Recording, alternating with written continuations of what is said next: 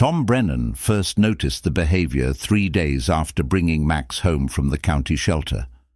The German Shepherd would bolt to the far corner of the backyard every morning, paws tearing into the same patch of earth beneath the old oak tree. It wasn't playful digging, the kind dogs do chasing phantom scents or burying toys. This was methodical, obsessive, driven by something Tom couldn't name but could feel in his bones, that familiar detective's instinct that whispered when something mattered, when something was wrong. Tom had adopted the dog on impulse after early retirement, left his days hollow and silent. After 26 years on the force ended not with ceremony, but with a breakdown he refused to call by its name. The shelter workers warned him Max had been labelled obsessive-compulsive by his previous owner, surrender papers citing unmanageable behavioural issues. But Tom saw something different in those amber eyes when the dog pressed against the kennel bars, something desperate, pleading, purposeful. Now, watching through the kitchen window as Max dug with frantic determination, dirt flying in dark arcs behind him, claws scraping against roots and rocks, Tom wondered if he'd made a mistake. The dog ignored every command, every whistle, every treat waved in the air, lost in whatever compulsion drove him to claw at that exact spot where the grass had long stopped growing and the earth lay scarred and raw. 6 months. That's how long Tom watched this ritual repeat with unwavering consistency. Every morning at dawn, before the sun crested the tree line, Max would scratch at the bedroom door until Tom let him out, then sprint across the frost-covered lawn to the oak tree. The hole grew deeper, wider, a muddy crater in the otherwise neat yard Tom tried and failed to maintain. Neighbours started talking. Mrs. Chen next door suggested an animal behaviourist, recommended a woman in the city who specialised in trauma cases. The mail carrier joked about buried treasure, pirate gold, maybe Jimmy Hoffa down there. Tom's college friend, still practicing veterinary medicine, examined Max 3 times and found nothing physically wrong. No parasites, no neurological damage, no pain response that might explain the behavior. The dog was healthy, strong, well-fed, just obsessed. Tom tried everything his exhausted mind could conceive. He filled the hole with concrete one weekend, mixed the bags himself, poured it smooth, thought maybe covering the spot would break whatever circuit had formed in Max's brain. The dog sat beside the drying concrete for 6 hours, whining, until Tom couldn't stand the sound anymore. 2 days later, Max began digging beside the concrete, creating a new hole that curved around the obstacle. Tom built a fence around the tree, chicken wire stretched between wooden posts. Max jumped it. Tom reinforced the fence, made it taller. Max dug underneath. Tom tried redirecting the behavior, spent hundreds on new toys, bones, puzzle feeders designed to occupy obsessive dogs. Max ignored them all, focused solely on that corner, that tree, that earth that called to him with a voice only he could hear. What Tom didn't tell anyone, not Mrs. Chen, not the vet, not the handful of former colleagues who still checked on him, was that the house had belonged to his grandmother, Eleanor Brennan, who died 2 years ago and left him the property in her will. The bequest had surprised him. They'd been close when Tom was young, but dementia had stolen her in pieces over the final decade, leaving behind a shell that didn't recognize his face. He'd moved in to escape the city, to run from memories of his last case as a detective, a 7-year-old girl named Sarah Mitchum, missing from her bedroom, never found despite 18 months of investigation that consumed him until his captain forced him into retirement. The failure ate at him, carved out pieces of his soul, until he couldn't face another crime scene, another grieving parent, another question he couldn't answer. The backyard had been his grandmother's pride, every flower bed planned with meticulous care, roses and tulips and hydrangeas marking the seasons in coordinated colours. Except that corner. She'd always kept it wild, let the weeds grow tall around the oak's base, refused to let anyone tend it. When Tom once asked why, during a summer visit when he was maybe 12, she'd simply smiled and said, "Some earth needs to be left alone. Some ground is sacred in ways we don't talk about." The morning everything changed began like all the others. Tom poured coffee, black and bitter the way his father had taught him, and watched Max through the window. October had turned the leaves brilliant orange and gold, frost painting the grass silver in the shadows, but something felt different. The air had weight, pressure, the kind that precedes storms or revelations. Max wasn't digging. He stood rigid beside the hole, head lowered, a low whine vibrating from his chest that Tom could hear through the glass. The sound raised the hair on Tom's arms, triggered instincts he thought he'd buried along with his badge. He set his mug down, hands steadier than they'd been in months, and walked barefoot across the wet grass, October frost numbing his toes, mud squelching between them.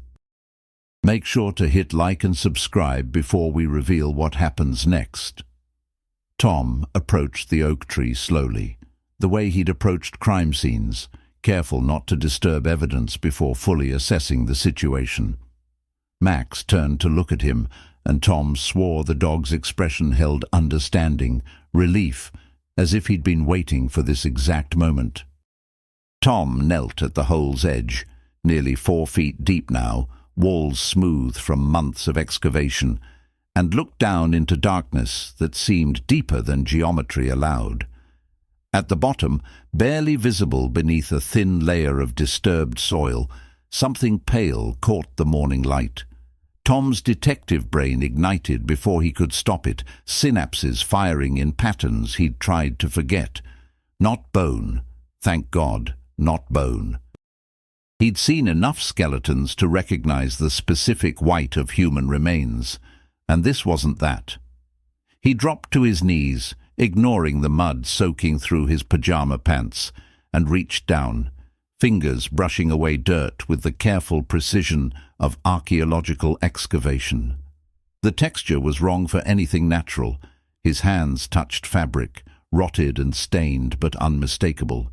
Canvas, military grade, the kind that lasted decades underground. He pulled, and resistance gave way to momentum as a small bundle emerged, wrapped tight and sealed with layers of plastic beneath the deteriorated outer layer. Max sat back, tail sweeping the ground in slow, deliberate arcs, watching Tom with an expression that seemed almost relieved, as if a burden had been shared, a mission accomplished. Tom held the bundle in his lap, feeling its weight, maybe 5 pounds, compact, rectangular. His heart hammered against his ribs, not from exertion, but from something deeper, recognition of significance before understanding its shape. Inside the house, Tom spread the bundle across newspaper on the kitchen table, the morning edition he'd stopped reading weeks ago because news felt irrelevant when his own life was a headline he couldn't escape. Max pressed against his leg, warm and solid, breathing steady and calm now, the frantic energy that had defined him for 6 months suddenly gone. Tom's hands trembled, not from cold now, but from proximity to truth, the way they'd trembled holding evidence that could solve cases or destroy lives. The plastic crinkled as Tom peeled it away with a kitchen knife, careful not to damage whatever lay protected inside. 3 layers of heavy-duty plastic, the kind used for long-term storage, creating a nearly waterproof seal.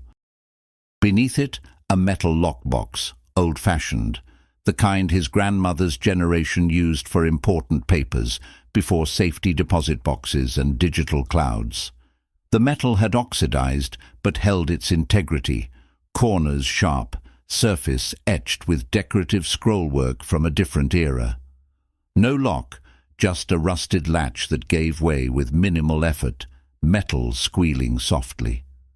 Tom lifted the lid, and time collapsed. The box contained 3 items, arranged with obvious care, placed by hands that knew they might not be found for years, decades, maybe never. First, a stack of letters bound with twine that had once been red, but faded to dusty pink, the paper yellowed but preserved by the plastic seal, addressed to someone named Catherine Brennan, in handwriting he recognized as his grandmother's, younger, unformed, before arthritis twisted her fingers. Second, a military dog tag, the metal tarnished, but the name still legible when he held it to the light. CPL James Rivera, followed by a service number and blood type O negative. Third, a black and white photograph, the edges soft with age, showing a young woman, his grandmother, maybe 20 years old, standing beside a soldier in dress uniform, their hands intertwined, both smiling with the desperate brightness of people stealing happiness from wartime uncertainty. Tom sank into a chair, the same chair his grandmother had sat in for family dinners, and the letters trembled in his grip like living things trying to escape. He untied the twine carefully, felt it disintegrate slightly under his fingers, and unfolded the first letter. The paper threatened to tear along old creases. The date read, March 15th, 1953. The handwriting was his grandmother's, but different, rounded, hopeful, unguarded by the caution-age teachers. "My dearest James," it began, and Tom's breath caught. "If you're reading this, I'm gone, and the truth can finally be told. I've kept this silence for so long it's become part of my bones, but bones turn to dust, and dust can't carry secrets. Someone needs to know. Someone needs to understand why I planted that oak tree, why I water it every week, why I won't let anyone touch the ground beneath it." Tom read for 2 hours straight, coffee forgotten, time suspended. His grandmother's voice echoed from the pages, younger, unfiltered by the dementia that had claimed her final years. She wrote of a love affair during the Korean War, of meeting James Rivera at a USO dance in 1952, of stolen weekends when he had leave, of promises made in the shadow of deployment. She wrote of letters exchanged across oceans, of plans for a future, a house with a garden, children, ordinary, beautiful life. She wrote of the telegram that arrived in August 1953, 3 months before the armistice, informing her that Corporal James Rivera had been killed in action, that his body would be returned for burial with military honors, that his service would be remembered. But the truth went deeper, darker, more complicated. His grandmother wrote of discovering her pregnancy 2 weeks after the telegram arrived, of the shame in a small town in 1953 where unmarried mothers were hidden, sent away, erased from family photographs. She wrote of her Catholic parents, rigid and unforgiving, who sent her to a home for unwed mothers in upstate New York, a place with bars on windows and nuns who spoke of sin and redemption in the same breath. She wrote of giving birth alone on a January night in 1954, of holding her son for exactly 10 minutes before the nuns took him, of signing papers that sealed adoption records, of being told she was giving him a better life, a clean start, a future uncontaminated by shame. Tom stopped reading, the words blurring. The timeline assembled itself in his detective's mind with brutal clarity. His father, born January 1954, adopted as an infant by the Brennans, a childless couple from 2 towns over, raised with love, but always with a shadow of otherness he never quite understood. His grandmother, who'd married Thomas Brennan Sr. 6 months after returning from the unwed mother's home, a marriage of convenience that somehow became genuine affection over 40 years. The oak tree, planted when, Tom now calculated with sick certainty, his father would have been born. The wild corner she wouldn't tend, wouldn't disturb, because it was sacred ground, a grave for the life she couldn't live, the man she couldn't save, the child she couldn't keep. Tom's coffee had gone cold. He poured it down the sink and made fresh, needing something to do with his hands, needing motion to process revelation. He pulled out his phone and searched the name James Rivera, Korean War, 1953. Military records appeared within minutes. Killed in action, August 12, 1953. No living relatives. Buried in a veterans' cemetery upstate with a simple marker and a flag. A hero, the record said. Awarded Bronze Star posthumously for actions that saved his unit. Then Tom searched Max's history, requesting the full file from the county shelter, something he'd never thought to do, assuming the dog's past was typical, unremarkable. The reply came an hour later, and Tom had to read it 3 times before the words made sense, before his detective's brain could accept what the evidence clearly showed. Max had been surrendered by the Rivera family estate liquidation service 6 months ago. The dog had belonged to James Rivera's nephew, Marcus Rivera, who'd recently died at 87, the last living member of the Rivera line. The estate specifically noted that Max had military tracking bloodline, trained in evidence detection and recovery work, third-generation canine from working dog lines established by Corporal James Rivera's brother in 1960. The pieces locked together with the satisfying click of a solved case. But this solution brought no satisfaction, only vertigo. Max wasn't obsessive. He was working. Trained across generations to find things buried, to never give up until the mission was complete, to locate evidence others couldn't see. Somehow, through scent or instinct or something beyond Tom's understanding, and he'd worked with police dogs enough to know their capabilities bordered on supernatural, the dog had detected what lay beneath that tree. Evidence, truth, the past calling to be unearthed. Tom spent the next week in a fugue of research, barely sleeping, consuming coffee and information in equal measure. He unsealed his father's adoption records, now legal since all parties were deceased, and found Catherine Brennan's signature relinquishing parental rights, found the hospital where she'd given birth alone, found the nun's notes describing an unfortunate girl, quiet, well-behaved, properly penitent. He found James Rivera's letters to her, stored in a box at the Marcus Rivera estate sale where Max had been acquired after no family members claimed him. Love letters that mirrored Catherine's own, filled with plans for a future that never came. Descriptions of Korea's mountains and villages, promises to return, to marry her, to build the life they'd dreamed about. He found death certificates and burial records and military honors, found photographs of James in uniform, young and handsome with Catherine's same hopeful smile, found a whole hidden history his family had lived and died without speaking. He found records of Catherine's marriage to Thomas Brennan Sr., found the address where they'd lived, the same house Tom now occupied, inherited through layers of family passing, rooms where his grandmother had raised a husband's surname while gardening over her buried heart. The revelation that shattered him completely came on a Thursday evening. Searching through his grandmother's attic, a space he'd avoided since moving in, overwhelmed by the archaeology of accumulated life, Tom found a journal from her later years, entries made in the early stages of dementia when she still had moments of clarity, when memory flickered like a candle fighting wind. Most entries were mundane, grocery lists, gardening notes, complaints about arthritis. But one passage, dated 3 years ago, stopped his breath and his heart and his world. I saw him today at the grocery store, my son, Michael. He didn't recognize me, of course. Why would he? I'm just the old woman who bags groceries part-time, who's worked there for 30 years, who watches him buy milk and bread and coffee every Saturday morning. But I knew his face the moment I saw it, knew James's eyes looking back at me from a stranger's life. I wanted to tell him everything.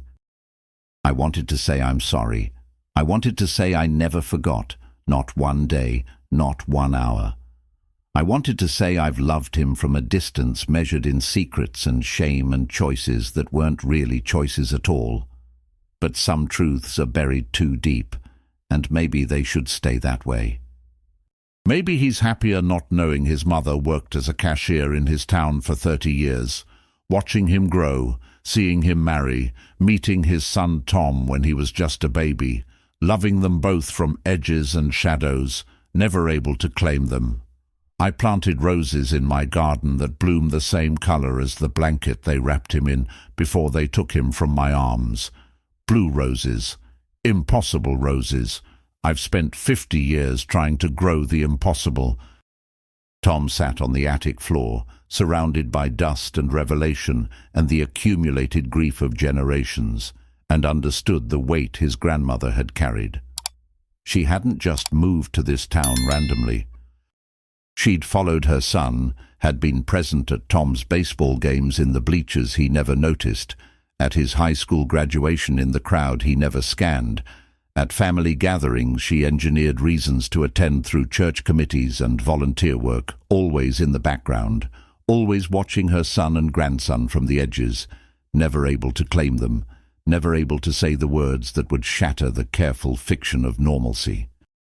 The backyard corner wasn't just a grave for buried secrets. It was a shrine, the closest she could come to honoring the man she'd loved and the choice that had broken her. The oak tree marked the birth of her son and the death of her chance to raise him. The wild ground was sacred because some pain is too large for cultivation, too profound for prettifying with flowers and order. Max padded up the attic stairs, nails clicking on old wood, and rested his head on Tom's knee. The dog's presence was steady, patient, warm against Tom's leg, as if understanding that grief was a process that couldn't be rushed, that some excavations took longer than 6 months, that unearthing truth was only the beginning of the work. Tom stroked the soft fur between Max's ears and made a decision. Some truths demanded witness, even if they came 60 years late. Some stories deserved telling, even to an audience of ghosts. Tom called his father that night, voice shaking, not sure how to begin. His father answered on the 3rd ring, sounding tired. He was 71 now, retired in Arizona, his voice carrying the desert's dry heat. "Tom, everything okay? It's late." "Dad, I need to tell you something, about Grandma, about where you came from." The silence on the line felt infinite. Then, "I always knew I was adopted. I found papers when I was 16, confronted Mom and Dad about it. They said my birth mother was young, that it was better not to know more. I respected that, or tried to. But I always felt like something was missing. Some piece I couldn't name." Tom told him everything. The digging dog, the buried box, the letters, the photograph, the soldier who'd died before knowing he'd created life, the grandmother who'd loved them both from a carefully maintained distance. He read sections of the letters aloud, voice breaking on certain phrases. "I see his face in crowds and die a little each time. I hope he's happy. I hope he never knows how much I wanted to keep him. James, I'm sorry I couldn't raise our son together like we planned. I'm sorry for all of it except loving you," his father cried. Tom heard it through the phone, sharp intakes of breath, the sound of a man confronting the shape of his own absence, understanding finally why certain things had always felt incomplete. They talked for 4 hours, past midnight into morning, filling gaps, asking questions neither could fully answer, but trying. Tom sent scans of the letters, the photograph, the truth his grandmother had buried but preserved, hidden but not destroyed, waiting for someone with a trained dog and empty days and a detective's instinct to find. The memorial service happened on a Saturday in November, just Tom and his father and Max beneath the oak tree. Tom had contacted what remained of the Rivera family through military records and genealogy databases, shared the letters, offered to send James's dog tag to be buried with military honors at his grave. They'd been grateful, tearful, and one cousin, James's grandniece living in California, had said, "Uncle James talked about a girl named Katie in his letters home. We always wondered what happened to her. Mom used to say he died with a broken heart that had nothing to do with war." Tom's father planted a second oak sapling beside the first, hands gentle with the roots, tears falling silently onto the dirt. Tom commissioned a bronze plaque, small and simple, that read, "Catherine Brennan and James Rivera, together at last, 1933-2015 and 1932-1953. Not dramatic, not ornate, just truth finally spoken, names linked in metal that would outlast memory. They filled the hole Max had dug, all three of them working together, Tom, his father, and the dog supervising with solemn attention. Tom smoothed the earth, mixed in fresh soil, planted wildflower seeds that would bloom in spring, blue and red and white, colors of flags and promises and love that survives death. Max walked a careful circle around both trees, nose to the ground, checking, verifying, then lay down between them, head on his paws, finally at rest. The obsessive digging stopped that day. The mission was complete. The truth had been found, witnessed, honored. In the months that followed, Tom started volunteering at the county shelter, helping match dogs with owners who needed them, learning to see beyond behavioral problems to the purpose driving them. He saw Max's gift clearly now, not just tracking and detection, but an ability to sense what needed to be brought to light, what wounds needed air to heal, what truths were ready for excavation. Other families came forward with stories of adopted dogs exhibiting strange behaviors that turned out to be meaningful, purposeful, communications from past to present that nobody had bothered to decode. Tom returned to detective work part-time, consulting on cold cases, finding he could face the failures again when he remembered that some answers take years to surface, that persistence matters more than speed, that truth has its own timeline indifferent to human urgency.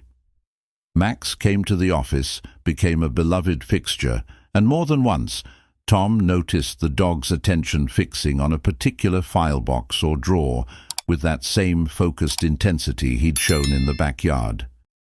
Tom learned to trust it, to look deeper when Max insisted, to remember that trained intuition, whether canine or human, often knows before understanding knows. They solved 3 cold cases in 14 months, not through Max's nose, but through Tom's renewed willingness to dig, to persist, to believe that buried truth could be found if someone cared enough to excavate. The Sarah Mitchum case remained unsolved, but Tom found he could live with that now, could accept that some mysteries outlast the investigators assigned to them, that doing the work mattered even when results proved elusive. The last letter in his grandmother's bundle had been addressed to "Whoever finds this," dated 2010, written in the shaky hand of early dementia. Tom read it every morning before starting work. If you're reading this, it means someone cared enough to dig. Someone refused to let the past stay silent. Thank you for giving my love a voice, even if it comes too late for James and me to hear it in this life. I've kept this secret for 60 years, and it's poisoned me slowly, like arsenic in small doses, killing by accumulation. I couldn't tell my son I was his mother. I couldn't tell my grandson his grandmother watched him from the grocery store with more love than any stranger should feel. I couldn't tell my husband why I cried on our son's birthday every year, why I planted that oak tree the day Michael was born, why I water it even during droughts when everything else dies. Truth matters, even when it hurts. Especially then. Some things are worth the excavation. Some ground is sacred not because it should be left alone, but because what's buried there deserves to be remembered, honored, brought into light. Thank you for digging. Thank you for caring.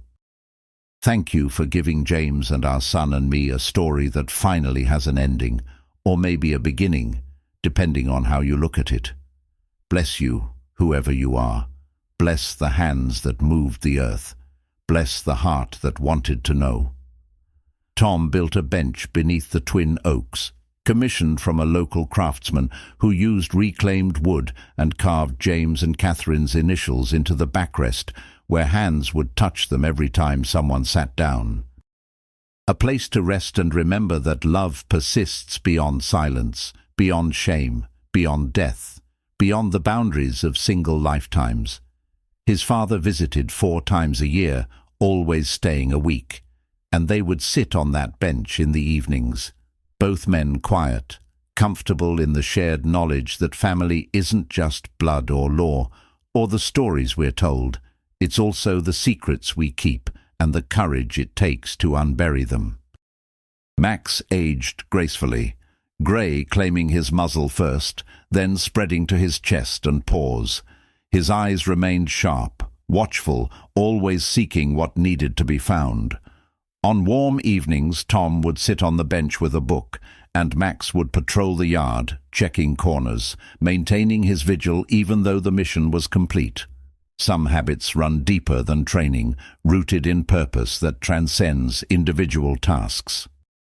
The neighborhood eventually forgot about the obsessive dog and his strange digging habit. New stories replaced old gossip, fresh scandals and romances and dramas cycling through the cul-de-sac's collective attention.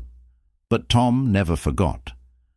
He kept the metal lockbox on his desk at the satellite office he rented, the dog tag hanging from his lamp where it caught light and cast small shadows shaped like memory, the photograph of Catherine and James framed beside his bed, where he saw it first thing every morning and last thing every night.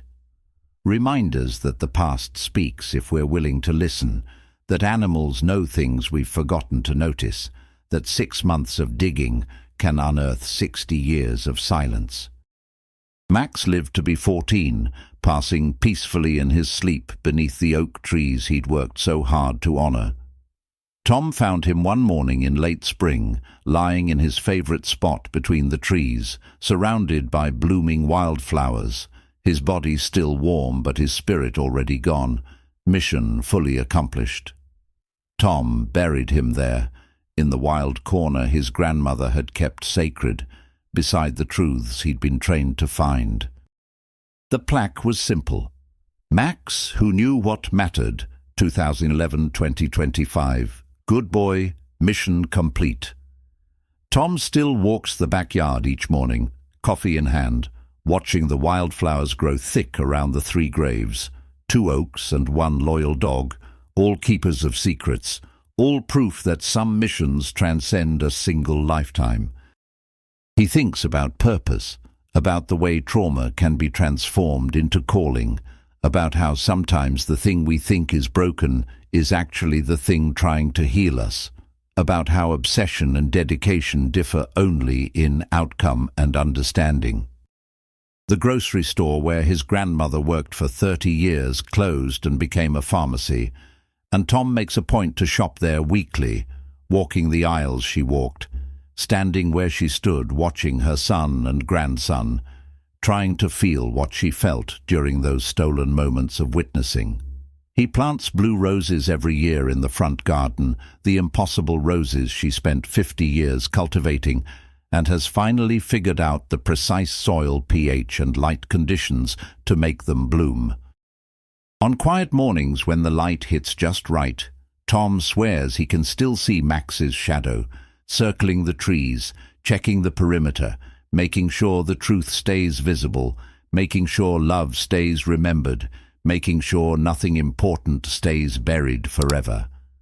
And maybe it's wishful thinking, maybe it's grief playing tricks, maybe it's just the way oak shadows move in wind.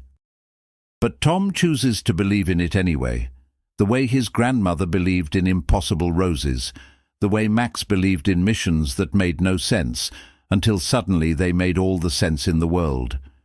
Truth has its own timeline. Love has its own persistence. And sometimes a dog knows better than people what deserves to be found.